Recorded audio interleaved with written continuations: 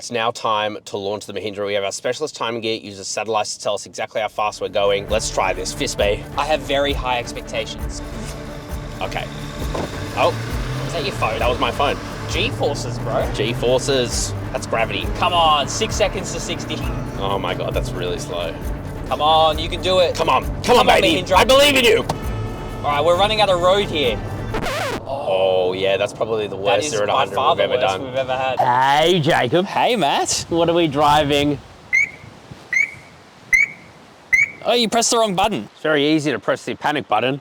What are we driving today? It's a bloody Mahindra PikUp. It's not a clickbaity title, I swear to God, okay? Don't click away. Listen, I'm gonna have to apologize in advance for the wind, it's incredibly loud. A few years ago, you couldn't have paid me to review a Mahindra PikUp because frankly, they have been around in Australia 2007 since I was in primary school. However, since I drove the Mahindra Scorpio and the Mahindra XUV 700, my mind on Mahindra has completely changed. I admit I had some brand biases because of people in my life who tore me down. Though today we are reviewing this, the Mahindra PikUp. This is not clickbait, I swear on my mum's life this isn't clickbait. Having spent a lot of time in LandCruiser 70 series, this thing is incredibly similar, except it comes in at almost 2.5 times less the cost. You are looking at one of Australia's cheapest dual cab utes, about 38 grand drive away, and it is a hidden gem. It is slow, it is so slow, but it is mega reliable. These things sell like hotcakes in remote Australia, and yet you get an extremely functional interior, way better than a Toyota LandCruiser even. I stand by that comment, Jacob. He just raised his eyebrows at me, but I stand by it, okay? And you'll see why. I think the exterior is pretty terrible, but that's okay. We'll come back to that. The way it drives is surprisingly okay, but it's the renowned reliability. It is the price point. It's the features you get. This is totally overlooked, and I'm gonna tell you guys all about it today. So, Jacob, enough rambling. I'm keen to hear your thoughts. I've given you my life story about why I like this thing. Let's show you. Let's do it. Okay, so coming to the front. Now, as I said, this thing has been on sale since 2007. And yes, it's gone through a few facelifts. So, I mean, it's changed a little bit, but in a lot of ways it hasn't. These lights here are super average. They are projector halogen bulbs, but they're bright enough. You have these little LED daytime running lights here on the bull bar. You do have this bull bar here. I'm pretty sure that's a dealer fitted option. It's pretty nice to have anyway. Can't imagine you can get many bull bars for this thing. The grille is very small, just how they liked it back in the early 2000s. Got the old Mahindra badge there. You've also got a little intake here, and that goes to the intercooler for the turbocharged diesel engine. We'll come back to that. You've also got a couple of tow hook recovery points here on the bull bar. You've also got some fog lights, but again, halogens. Look, man, it's not the prettiest vehicle. It looks a little awkward. It looks a little awkward, but I don't know, it's starting to grow on me. It's very in vogue now, isn't it? Like boxy vehicles. So it's coming back in fashion. It's very retro. Let's take a look at the side. Okay, so coming to the side, you're gonna see these 16-inch wheels here. Tiny, tiny wheels. They are alloys though, and they are wrapped in these tires called General Grabber, which frankly sounds dirty. Sounds anyway, problematic. you've got a little Hawk here, and it says M Hawk. That's the name of the engine, a 2.2 litre turbo diesel. We'll come back to that. I don't know what D140 stands for because it's not the kilowatt, it's not the Newton meters. I wonder if it's the horsepower. 103 kilowatt to horsepower. It's 138, that's probably the horsepower. There you go. I do like this. Metal side steps, there's no keyless entry or go. You do have this guttering on the roof, which is very old school, which honestly I really like. No privacy glass, I wouldn't expect at this price point. And it's also very, very flat and huge. It's a big window. And then you've got some air filtration stuff over here. It does come with a sports bar, it says Mahindra there. And you have, no joke, a 90s decal. It looks so vaporwave. Decal, 4x4. So yes, this thing is a proper 4x4. We'll come back to that. Jacob, should we check out the bum? Let's do it. Jacob, I don't think this rear has changed since probably 2007. Oh, you can definitely tell. I don't mind it though. You've got some very 90s-esque lights here. It's got the traffic light look, which is pretty funny. This is the PikUp S11, it's called. It's also automatic. So that's one of the big changes for, I'm pretty sure, this model year in Australia. We have Mahindra PikUp spelled out there. big Mahindra badge there too. You do get a reverse camera now as well, that's new. You can also climb into the tub using these steps here. I will say, Jacob, this isn't very modern. Oh. Oh. No, it weighs about 3 tons, I think. That could have been an exaggeration, but it is quite heavy. It does reveal though, not the best tub in the world, but it's actually really deep.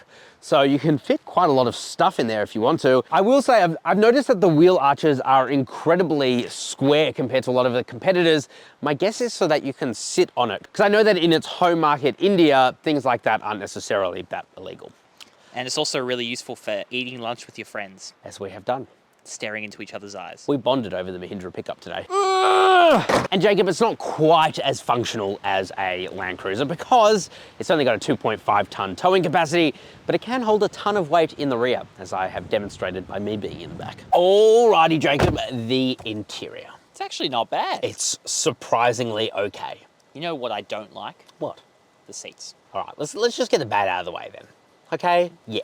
The seats aren't the best. Actually, in some ways they're okay. The length of the leg support is actually fantastic. So if you're a taller person, you can fit in here totally fine. I also love this. Even though there's no center armrest, you get captain's chairs. You feel like a true bloody captain. I feel like a captain. It's bloody awesome. So where's it fall downhill a little bit? Well, it's the quality of the cloth. It's not the best. More importantly, the backrest is just not comfortable. It's pretty bad. It's a piece of cardboard. It's like vertical, and yeah, it's not very supportive, but actually it's okay.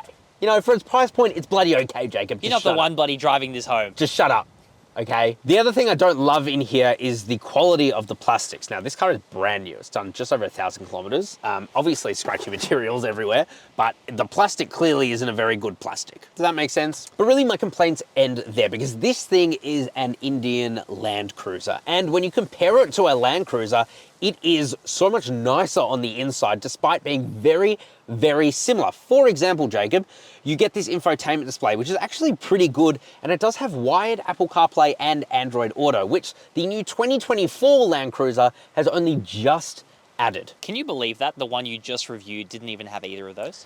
Crazy, right?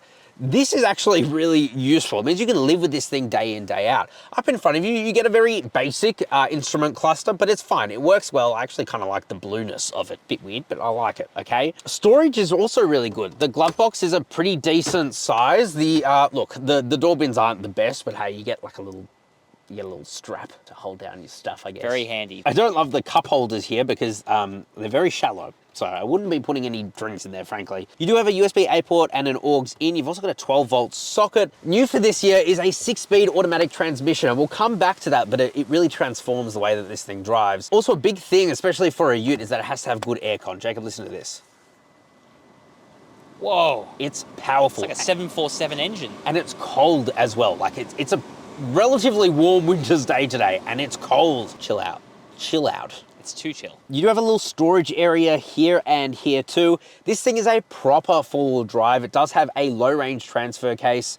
You can engage it using this. You've also got hill descent control. You also have an Eaton automatically locking rear diff as well. So it's really well equipped for its price point. Just like a LandCruiser, this thing is a proper off-roader. So it's got a 34-degree approach angle, a ramp over angle of 18 degrees, and a departure angle of 15 degrees. It's also got a ground clearance of 210 millimeters and a wading depth of 500 millimeters. So it's actually a pretty capable off-roader straight from the factory. It's pretty impressive. Yeah, pretty impressive. Shout out to the speakers, Jacob. Dude, they blew me away. Like, quite literally, you get some in the back and they're above your head, and it actually sounds relatively decent in here. It's not the clearest quality, but it like pumps loud. Yeah, loud. They've put a big amp on it. The other thing as well is you get a leather steering wheel, which is phenomenal at this price point. You don't even get it on the almost $70,000 Toyota Hilux SR5. It's a very nice steering wheel. I don't know, man. I am really impressed. Yeah. A little bit less impressed with the back seats. Let's check that out. Let's do it. Okay, so coming into the back, and I'm showing you this because it's a little bit awkward. But anyway, once you're in the back, you're gonna notice that you're actually sitting higher than the front seats because you have you have stadium style seating, which means you sit higher than these seats, so it's easy to look out. And it's such a glass house in here. There's so much glass that it actually feels really open and airy, which is nice. I'm 5'11". I really don't have much leg room. I do have plenty of toe room and headroom though, thanks to the boxy design. Definitely starting to feel a little bit of its age in the back. I will say, I think the back seats are more comfortable than the front seats. You just get a huge amount of leg support. You get plenty of padded foam as well, and the seat backs are just at a, I don't know, good angle. You've also got a kind of useless armrest because it's a bit lower than where your arm naturally rests. I don't know. You do get matte pockets. Their quality, pretty bad. You've also got like a little, I don't know, card holder or something there. You've also got a cup holder there too. Weirdly, you have like 45-degree angled cup holders, so I wouldn't be putting any liquids in there. It'll end up all over your feet. It also looks like a screaming face. Like, genuinely. Like I don't think I ever noticed that. it's in pain. But you do get a couple of air vents, so that's nice. You've also got a 12-volt socket back here. Look, man, I'm poking fun a little bit, but it's actually okay. No, genuinely. Yeah. And you get good airflow as well because you got those vents. It's great. When you think about 38 grand, I wouldn't have expected this. This is so worth the money compared to the LandCruiser. Controversial. Let us know what you guys think down in the comment section. Would you take 2.5 of these or one Toyota LandCruiser? Easy maths. Especially now that it has a 4-cylinder. Bow. All right, Jacob, let's drive this thing. Let's do it.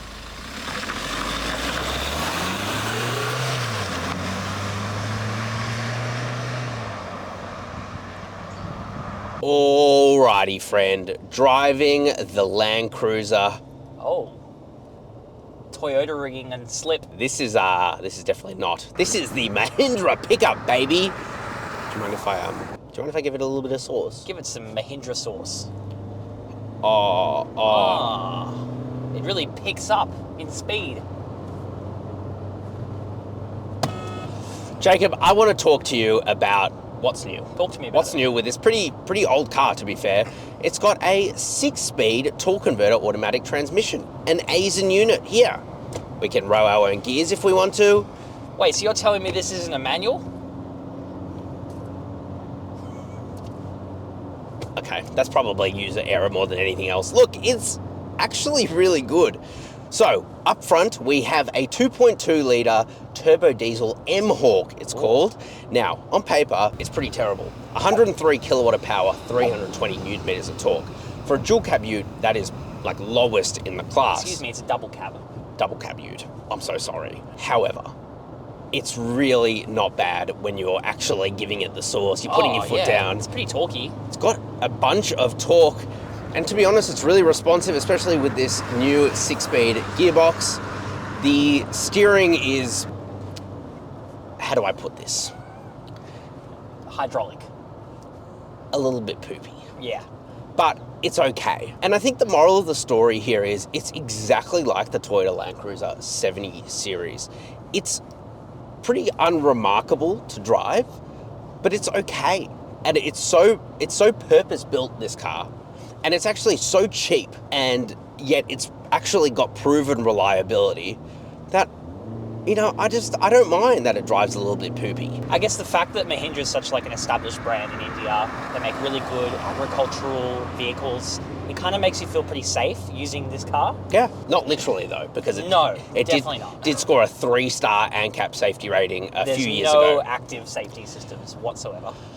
So look, I wouldn't go around crashing your Mahindra PikUp, is what I'm trying to say. I wouldn't want to crash my Toyota LandCruiser 79 series, to be fair. That'd be a very expensive day. That would be an extremely expensive day. And the fact that you could buy like 2.5 of these for one of those, you know? It's very hard to criticize this when that's true.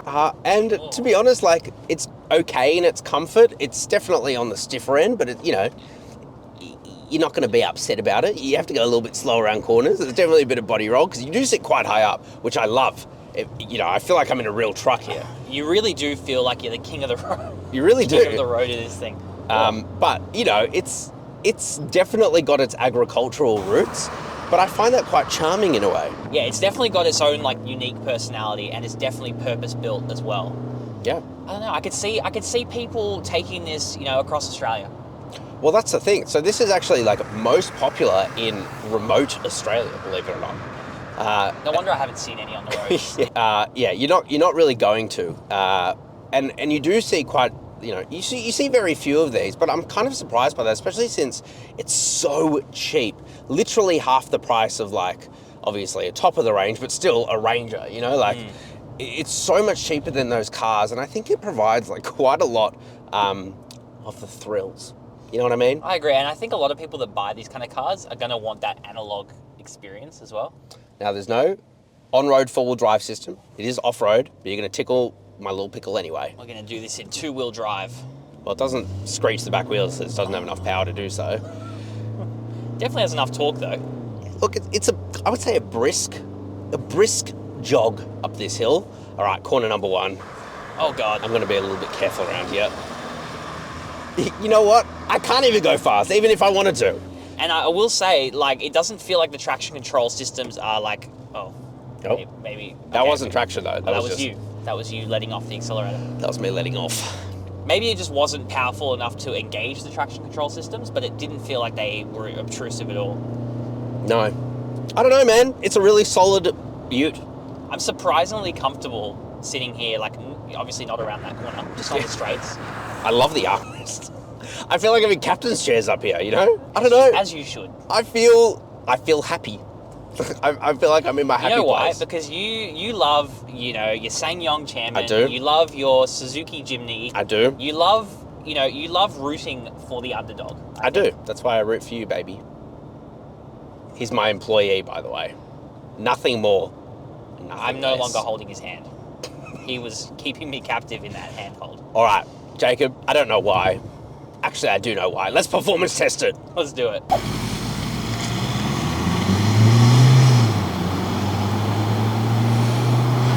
It's now time to launch the Mahindra. We have our specialist timing gear. It uses satellites to tell us exactly how fast we're going. Let's try this. Fist me. I have very high expectations. I think that's fake. Okay. Oh. Was that your phone? That was my phone. G-forces, bro. G-forces. That's gravity. Come on, 6 seconds to 60. Oh my God, that's really slow. Come on, you can do it. Come on, baby. Mahindra. I believe in you. All right, we're running out of road here. Oh yeah, that's probably the worst 0 to 100 we've ever done. We've ever had. 0 to 100 in 15.34 seconds. Okay, so it's not a sports car, Jacob. We can forgive it. We can forgive it, because it's a bloody pickup. It's a bloody pickup. Jacob, let's get into our final thoughts. Oh, Jacob.